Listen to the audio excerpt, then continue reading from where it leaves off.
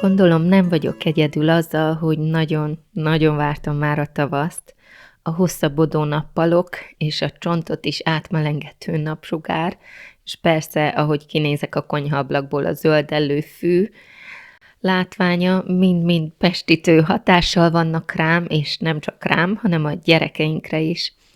Könnyebben felébrednek reggel, és sokkal több időt töltenek kint az udvaron is, úgyhogy mindenkinek nagyon jót tesz. Írjátok meg, ha ti is nagyon örültök a tavasznak. Ebben a videóban kint is töltök majd egy kevés időt, és főleg bent a konyhámban sütünk, főzünk, úgyhogy ha van kedvetek, akkor tartsatok velem.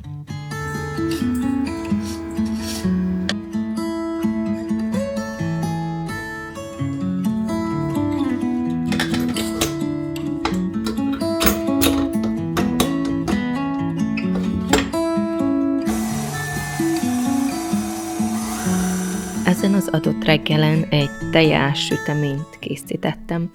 Sámuel barátjának az anyukája áthívott minket ebédelni hozzájuk ovi után, és szerettünk volna desszertet vinni nekik.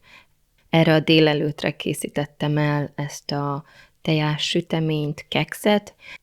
Ebben lesz dió is, lesz zab is, és csoki is.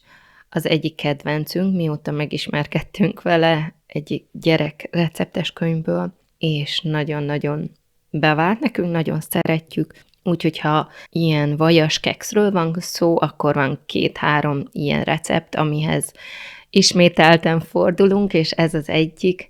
Nagyon szereti mindenki nálunk. A kicsit kiadósabb, mint simán csak a csokis keksz, csokis vajas keksz, ez az amerikai vagy nyugati chocolate chip cookie. Az aptól is és a diótól is még fokozottan különleges az íze, és ha ilyet készítek, akkor mindenképp duplázom, az egyik felét megsütöm, a másik felét pedig leszoktam fagyasztani, majd később megmutatom, hogyan.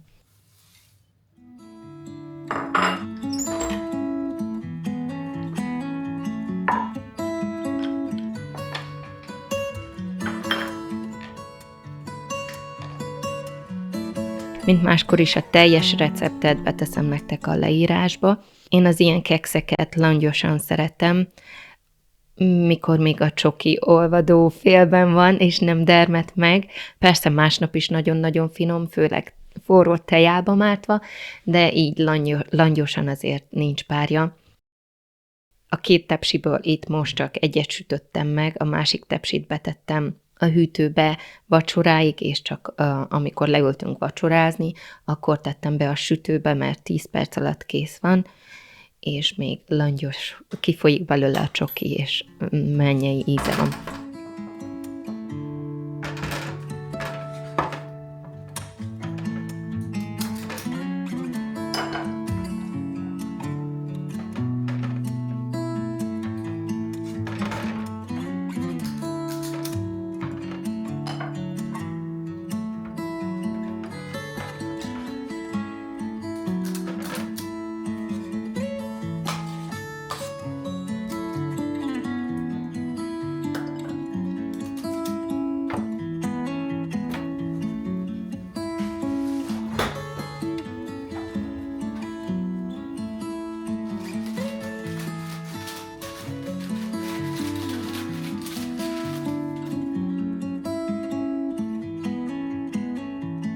Ez a recept tökéletes ahhoz, hogy megduplázzam, mert egy kicsit az átlagtól több benne a hozzávaló, diót is kell aprítani, csokit is aprítok bele, úgyhogy én ezt mindig megduplázom.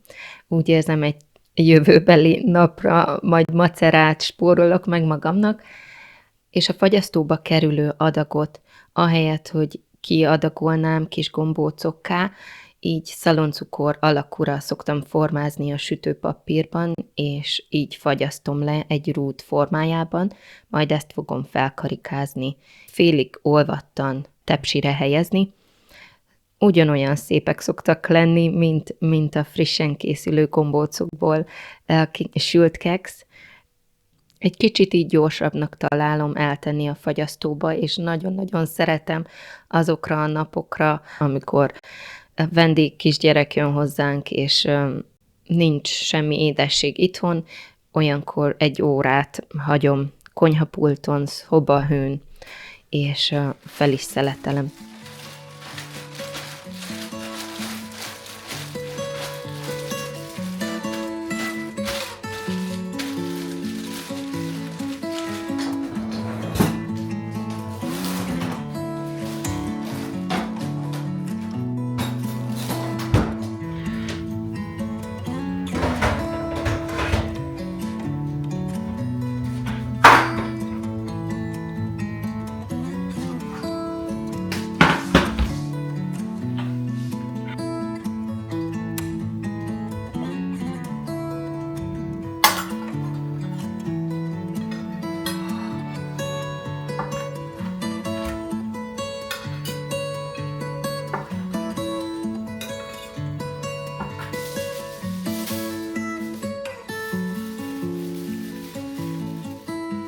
Az első adagot elvittük vendégségbe, a második adagot pedig hűtöttem, és majd vacsorakor készítettem el a mi gyerekeinknek.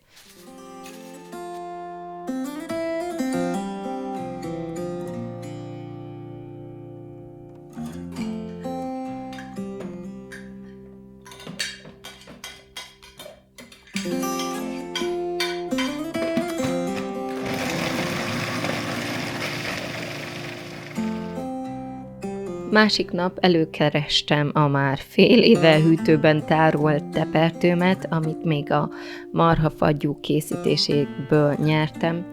Semmiképp sem szerettem volna, ha tönkre megy, mindenki nagyon szereti nálunk a tepertős pogácsát, és igaz, hogy én ebben nem vagyok nagyon jártas, de úgy döntöttem, hogy elkészítem a tepertőt, megdarálom, és tepertős pogácsát fogok készíteni, méghozzá kovásszal. Csak hogy úgy jártam, hogy előtte lévő nap elkészítettem, bedagasztottam a tésztát, és csak odáig jutottam, hogy 2-3-szor meghajtogattam. Beteszem nektek a receptet, amit használtam, ez Máriától van, az ő YouTube csatornájáról, nagyon sok kovászos keltésztás receptje van, és tőle vettem ezt a receptet, csak annyira rosszul lettem a második, harmadik hajtogatás után, hogy el kellett mennem lefeküdni, ilyen hirtelen rám dobták ezt a rosszul létet, és nem volt mit tennem, be kellett zacskóznom a kelendő tésztát, és még mielőtt hozzáadtam volna a tepertőkrémet, amit este kellett volna, ráadásul 2-szer meghajtogatni, 2 adagban rákenni, azt teljesen átugrottam, és a hosszú kelesztés az ilyen üresen történt. Másik reggel szerencsére jól éreztem annyira magam, hogy összeállítsam a tepertős pogácsát. Igaz, hogy ez a tepertő nem egészen olyan, mint a sertészsírból készült tepertő, de megtette a dolgát, kicsit hamarabb kellett vele dolgozni, mert nagyon hamar dermedt, úgyhogy egyszer fel is kellett melegítenem. Csak reménykedni tudtam, hogy attól jó lesz a tepertős pogácsa, és így utólag elmondhatom, hogy így is nagyon finom lett. Emiatt is nagyon szeretek kovászolni, jobban, mint élesztővel dolgozni, mert sokkal megengedőbb az intervallum, amiben tévedhetünk, vagy variálhatunk, sokkal nagyobb. Persze tudom, sokak épp ezt nem szeretik benne, hogy ilyen hosszas az érlelési folyamat, de ilyen esetben mindenképp előnyömre szolgált, mert hogyha élesztővel dolgoztam volna, akkor valószínű, hogy túl kellett volna, és már nem tudtam volna megmenteni másik nap. Ezért, ha valaki most fogna bele a kovászolásba, én ajánlom, egy nagyon jó hobbi, de amiatt is, mert megengedőbb, mint az élesztő.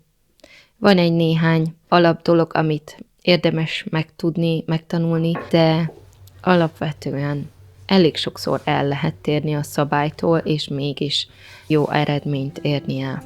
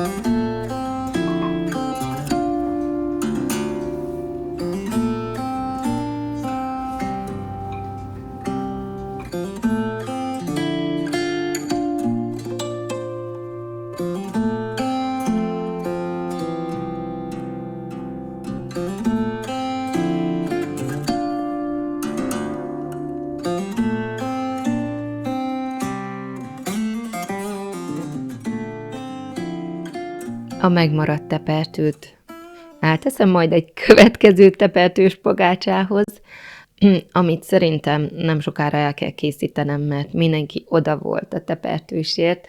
Az iskolában a gyerekeknek ilyen nemzetközi nap volt, mindenki vihetett valamilyen féle kóstolót a kultúrájából, és a gyerekek vittek ebből. Azt a visszajelzést kaptam, hogy mind nagyon szerették. Mi mindenképp nagyon szerettük, és a házat fantasztikus tepertős pogácsa illat lengte be. Meg is jegyezte egy sétáló, aki elment előttünk, hogy hű, nagyon jó illat áradozik a házunkból. Finom volt, nem mondtam volna meg őszintén, hogy ez nem sertés tepertőből készült.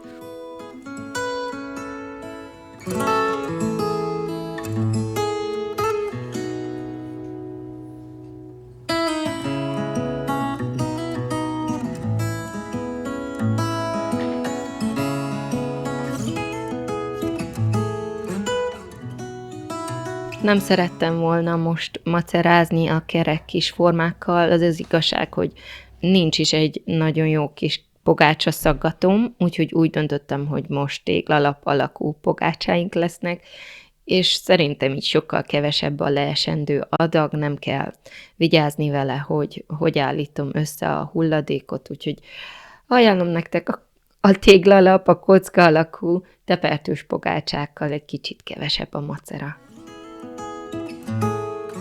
Vízes konyharuhával letakartam, és szobahőmérsékleten kelt ezután még vagy 3-4 órát.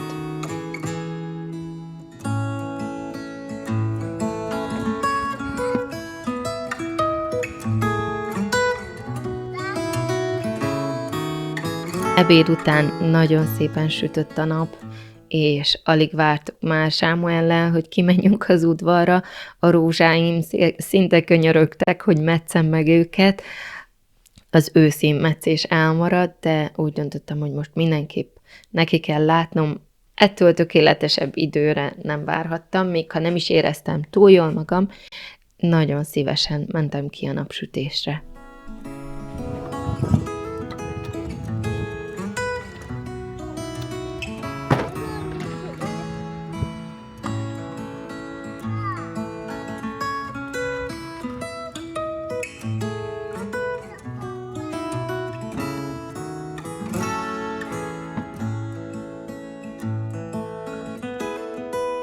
Rózsaszakértő, kérlek szépen ne kövezzetek meg, én egy kicsit utána néztem a Pinteresten, igyekeztem a bimbókat meghagyni, és nem túl közel metszeni az ilyen kis rügyező ágakhoz.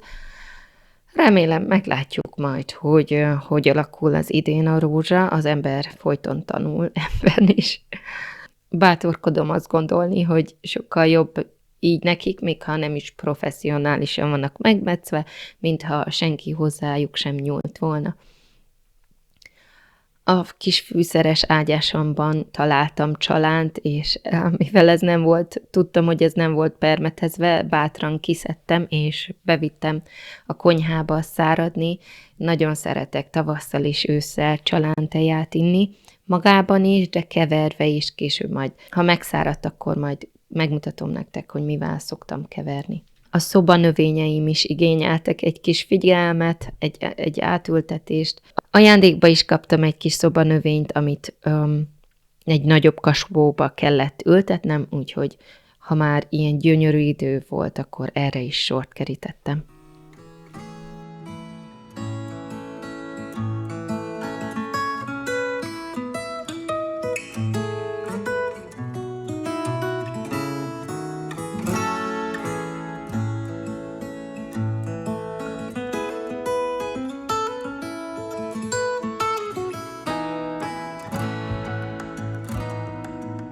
Ezen a hétvégén mindenképp szeretném beültetni, elvetni a magokat ebbe a kis fűszeres ágyásba.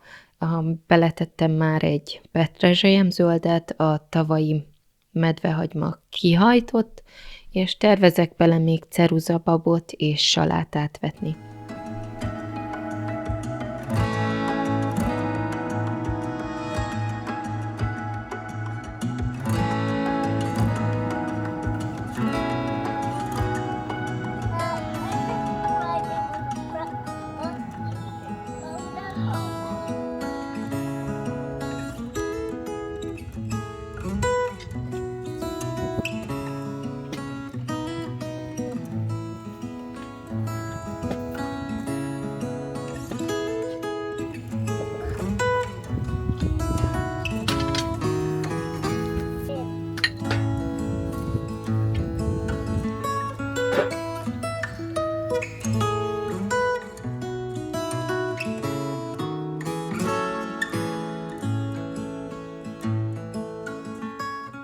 Miután végeztünk a kertben, lekentem tojás alatt tepertős pogácsákat, és bemehetett a sütőbe. Talán 180 fokon, olyan 25 percet sült körülbelül, de belinkelem mindenképp nektek a videót.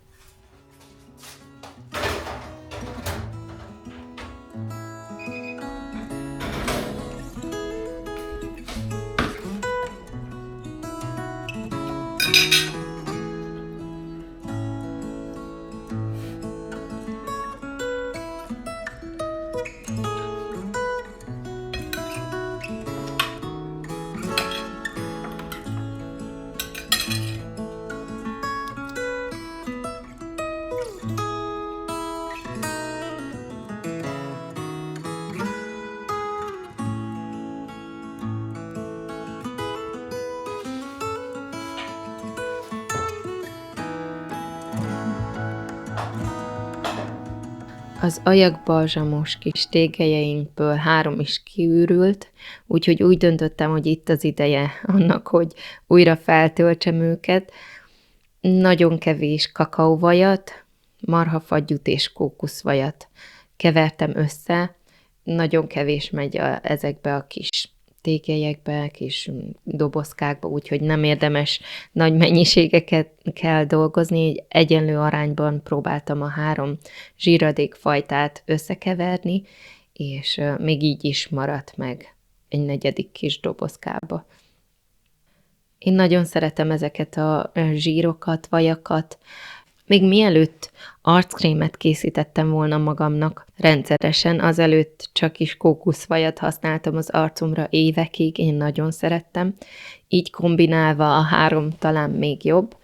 Ezek a zsírok annyira széles körben használhatók, kézre is, én kézre is szeretem őket, hajra is szeretem őket, ajakápolónak is szeretem őket, és olyan jó tudni, hogy nincsenek benne hormonháztartást zavaró kemikálék.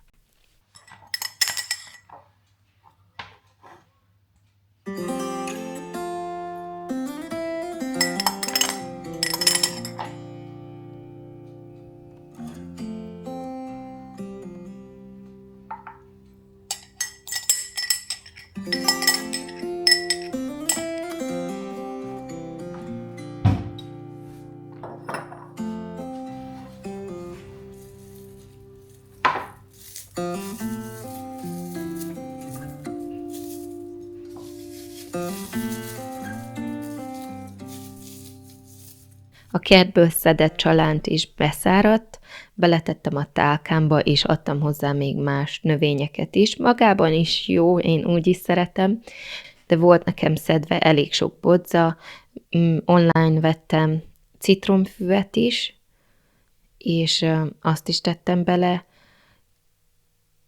ezen kívül pedig még levendulát is.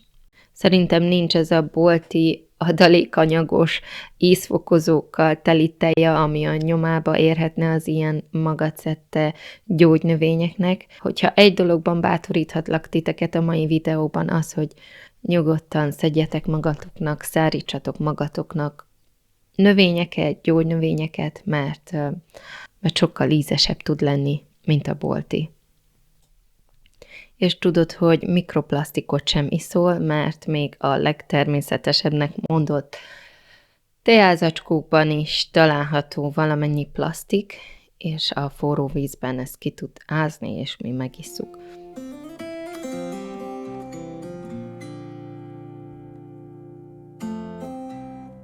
Egy kicsi cserép edénybe kerül közel a teáskancsomhoz, mert naponta 3-4, vagy akár még több bögrével is szoktam inni, és a megmaradt mennyiséget pedig üvegben tároltam.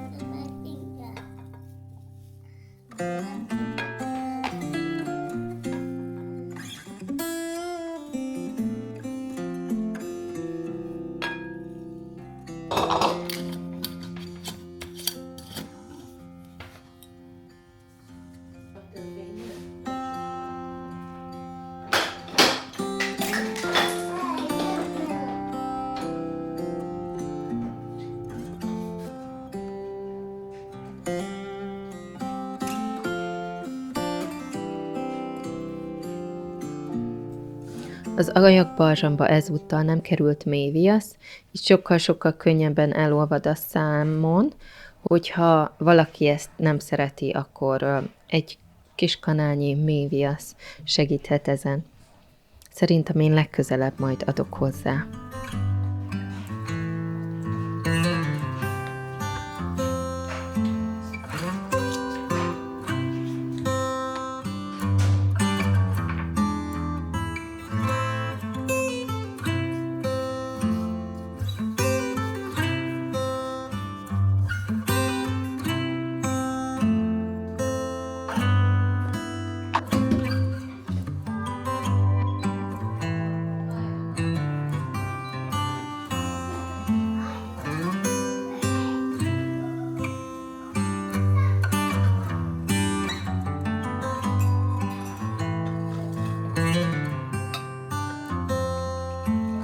Remélem, ti jól vagytok, és elkerülnek titeket ezek a tavaszi megbetegedések. Hogyha volt ebben a videóban bármi inspiráló, örülnék, hogyha jeleznétek egy lájkkal.